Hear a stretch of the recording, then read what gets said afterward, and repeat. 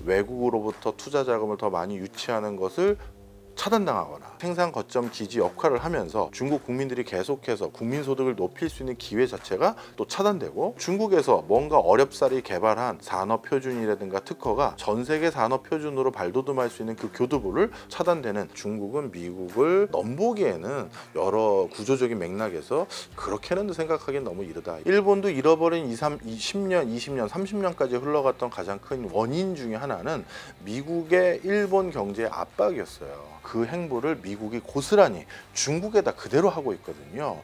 중국 기업들이 투자받지 못하게 막을 뿐만 아니라 중국이 해외 수출하는 많은 물건들이 원만하게 수출되지 못하도록 또 차단하고 있죠. 중국 물건이 그 제품 안에 들어가고만 있어도 우리 미국은 안 사겠다라고 얘기하고 있는 거잖아요. 만약에 미국이 중국에 대한 전반적인 압박을 지금 수준으로 계속하게 된다면, 안녕하십니까. 저는 명지대학교에 근무하고 있는 박정호 교수라고 합니다. 반갑습니다. 미국과 중국이 패권을 두고 경쟁하는 국가라고 보지 않습니다. 중국은 아직 미국의 패권에 도전하기에는 여러 부분의 역량에 대해서 아직까지 의구심이 있는 부분이 많아요. 중국 내부에서도 미국의 패권에 도전하기 위한 행보라기보다는 어찌 보면 조금씩 싹을 틔워서 전 세계적으로 충분히 규모감 있고 의미 있는 국가로 발돋움하고 있는 그 와중에 미국이 어찌 보면 싹을 자르기 위한 노력을 하니까 살기 위한 발버둥을 하는 모습에 더 가까운 모습이 많습니다. 외국으로부터 투자 자금을 더 많이 유치하는 것을 차단당하거나 생산 거점 기지 역할을 하면서 중국 국민들이 계속해서 국민소득을 높일 수 있는 기회 자체가 또 차단되고, 중국에서 뭔가 어렵사리 개발한 산업표준이라든가 특허가 전 세계 산업표준으로 발돋움할 수 있는 그 교두보를 차단되는 이런 상황이 계속되기 시작하면서, 중국은 어떻게 보면 전 세계에 큰 영향력을 행사하는 국가에서 조금씩 이탈될 가능성도 많아 보이고요. 중국 내부에서도 자주 섞인 목소리가 많이 나오고 있습니다. 위안화 같은 경우도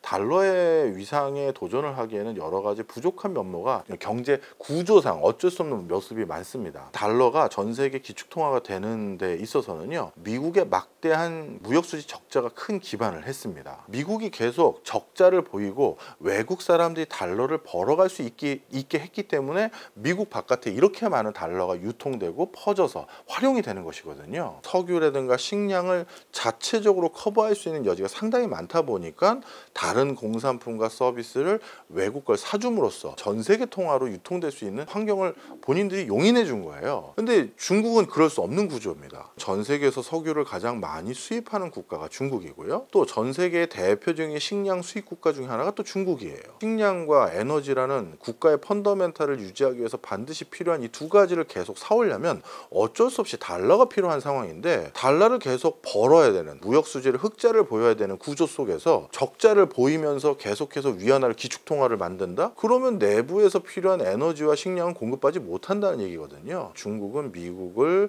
뭐랄까 넘보기에는 여러 구조적인 맥락에서 그렇게는 생각하기엔 너무 이르다. 일본의 니케이는 중국의 고령화, 초과저축이 버블 이후 일본과 매우 유사하다고 하면서 중국이 제2의 일본이 될 수 있다고 전망했어요. 근데 이제 부동산 버블이 터진 이후에 일본은 잃어버린 10년을 보냈잖아요. 근데 이제 지금은 또 중국의 인구가 14억이고 그래서 좀 더 그 영향의 정도가 좀 더 커질 것 같은데, 이건 어떻게 전망하시나요? 예, 일본의 전철을 밟아가는 거 아니냐라는 우려가 진짜 나올 법합니다. 일본도 잃어버린 10년, 20년, 30년까지 흘러갔던 가장 큰 원인 중에 하나는 미국의 일본 경제의 압박이었어요. 일본 경제가 워낙 급부상하다 보니까 미국이 냉전이 끝나고 나서 일본 경제가 미국 경제를 넘보지 못하게 만들기 위해서 일본의 수출을 압박하고 환율을 국제 교육에서 우호적이지 못한 형태로 바꾸고, 일본이 만든 세계 최초의 기술들에 대해서 세계 표준이라든가 보편적인 기술로 차용하지 않도록 유도함으로써 일본을 철저히 아이솔레이션, 고립시켰습니다. 그 결과 일본에선 투자도 일어나지 않고 수출도 잘 일어나지 않고, 그것이 일본 내수 경제의 침체로 이어지게 만든 가장 큰 요인이거든요. 그 행보를 미국이 고스란히 중국에다 그대로 하고 있거든요. 중국 기업들이 투자받지 못하게 막을 뿐만 아니라 중국의 해외 수출하는 많은 물건들이 원만하게 수출되지 못하도록 또 차단하고 있죠. 중국 물건이 그 제품 안에 들어가고만 있어도 우리 미국은 안 사겠다라고 얘기하고 있는 거잖아요. 과거 1980년대 중후반부터 90년대 초반 일본을 다스리기 위해 선택했던 그 전략 전술을 지금 중국에게 그대로 하고 있다라고 보시면 되고요. 그러다 보니까 지금 중국 경제가 디플레이션의 초입에 일어나는 것 같은 움직임, 그리고 청년 실업률이 높아지는 움직임, 중국 내부에 여러 구조조정이 일어나는 움직임, 이게 1980년대 후반 90년대 초반의 일본 모습과 똑같거든요. 만약에 미국이 중국에 대한 전반적인 압박을 지금 수준으로 계속하게 된다면 일본처럼 잃어버린 10년 이상의 중국의 잃어버린 10년 이상의 경제도 나올 수 있는 여지가 충분히 있습니다.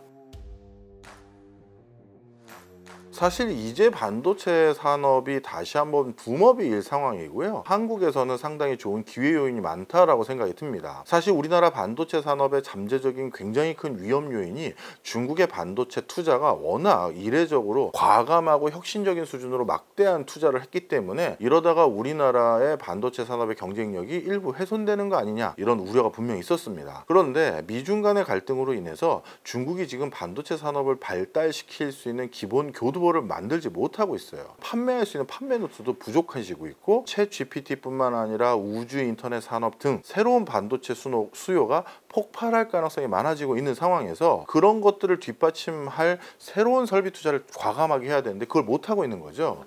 이런 과정에서 우리는 자연스럽게 중국의 반도체 산업이 턱 밑까지 쫓아왔다, 이런 것들은 다소 한숨을 돌릴 수 있는 여지가 됐어요. 중국 내부에서도 중국이 필요한 반도체 수요를 중국 기업이 공급해서 그걸 커버해 주길 바랬었는데, 지금 현재로서는 중국 기업이 그런 나름대로 중사양 이상의 반도체를 공급할 수 있는 교두보를 만들지 못했습니다. 그럼 당분간 이런 것들에 대해서는 우리 한국을 통해서 수급받을 수 있는 여지가 크거든요. 물론 대만도 있죠. 하지만 대만과 중국은 지금 전시 직전까지 관계가 급냉한 상황이기 때문에 양 국가 간의 설린 우호적인 교역이라는 게 계속되긴 쉽지가 않습니다. 그런 과정에서 한국에게 기회가 더 많아졌다. 중국 사정이 그렇게 녹록하지가 않아요. 1대1로 사업이라는 건 지금 당장 효과성을 발휘하기보다는 먼 미래를 보고 하는 투자라든가 국제사회에서 고립이 되는 것을 막기 위한 중국의 자구적인 노력일 뿐이거든요. 그래서 실질적으로 1대1로 사업이 중간에 좌초되거나 지연되는 모습이 지금 많이 목격되고 있어요. 동남아시아 국가들과 고속철도 구축 사업을 한다라든가요, 아니면 태국의 허리를 끊어서 운하를 건설하겠다는 사업이라든가, 중남미 국가의 동서 횡단 철도를 구축하겠다는 사업들이 잠정적으로 연기됐거나 일부 계획이 축소돼서 운영될 것으로 다시 전망되고 있는 상황입니다. 이런 것들이 중남미 지역을 비롯해서 동남아시아 지역, 중앙아시아 지역 등 다양한 지역에서 추진했던 1대1로 사업이 자꾸 뒤로 미뤄질 수밖에 없는 상황에 놓여졌구나. 또 한 가지 측면이 있어요. 중국이 1대1로 사업으로 추진하는 그 방식들 중에서는 무상으로 원조를 해서 구축하기보다는 그 나라에게 유상으로 원조를 하거나 유상 형태로 공동 부담으로 비즈니스를 하던 경우가 많이 있거든요. 그런데 그런 과정에서 중국에게 납품해야 될, 아니면 납입해야 될 대금이 원활하게 이루어지지 않았을 때는 운영권을 본인들이 가져간다든가, 아니면 다른 자원개발권을 가져가는 모습들이 아프리카 지역을 비롯해서 서아시아 지역에서 많이 확인돼 버렸어요.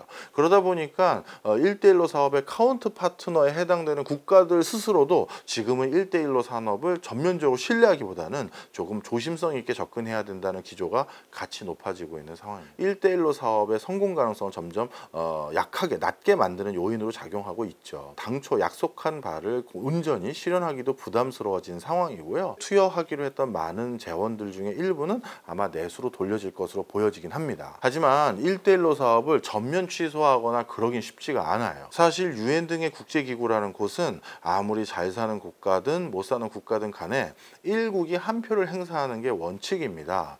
그런 과정에서 중국이 자신들과 우호적인 견해를 보일 많은 세력을 귀합해야 되는데, 그런 귀합하기 위한 일종의 당근책으로 1대1로 산업을 선택한 것이고요. 본인들도 사실 대항으로 나가거나 육로로 다른 지역으로 왕래하기 위한 교두보도 필요한 게 있거든요. 그런 차원에서 1대1로 산업에 대한 전면적인 재취소라기보다는 부분 수정 보완을 통해서 앞으로도 계속 추진할 가능성은 농후하다.